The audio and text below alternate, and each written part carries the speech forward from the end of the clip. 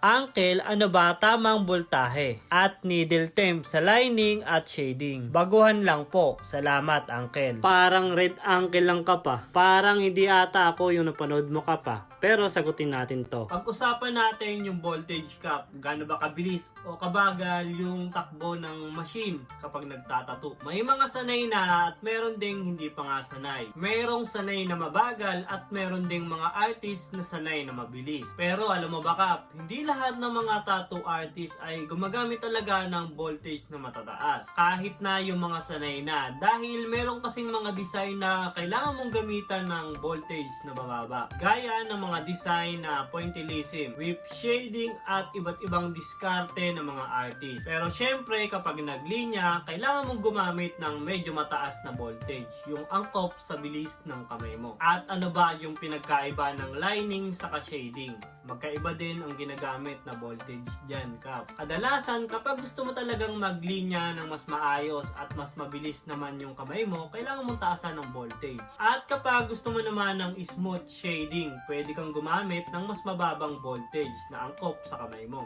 Pwede kang gumamit ng mataas na voltage kapag nagsi-shading, lalo na kung nagmamadali ka. At kabisado mo naman ng pag-shading at kahit mataas pa yung voltage na gamit mo. At kung medyo mabagal yung gagamitin mo na voltage kapag nagsi-shading, mas maganda yung pwede mong magawa.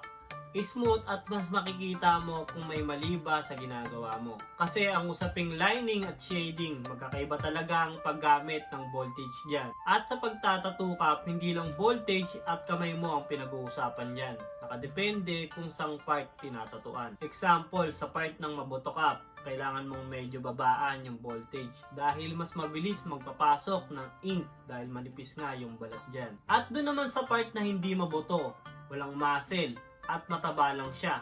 At kapag naglilinya o nagsi-shading ka ay nagbabounce lang yung needle.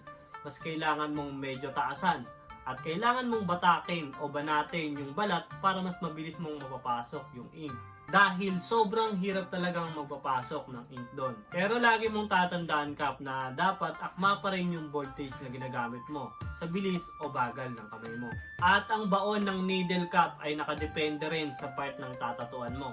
Kapag sa normal na balat o may muscle, kailangan saktuhan lang yung baon ng needle mo. At kung hindi mo pa alam yung lalim ng baon at meron kang piso dyan, pwedeng ganon yung size ng lalim ng baon kapag nagtatattoo. At kapag sa part naman ng mabuto, kailangan mong itaas yung baon ng needle dahil mas mabilis ngang naipapasok yung ink doon. Dahil na rin yun sa manipis na balat at tinutulungan ng buto na maipasok mo kaagad yung ink dun sa balat. Gaya ng pinapanood mo at paliwanag ko dito, kailangan mo pa rin talaga ma-practice ang lahat para malaman mo kung ano yung voltage at baon na needle na kailangan mo at angkop sa kamay mo.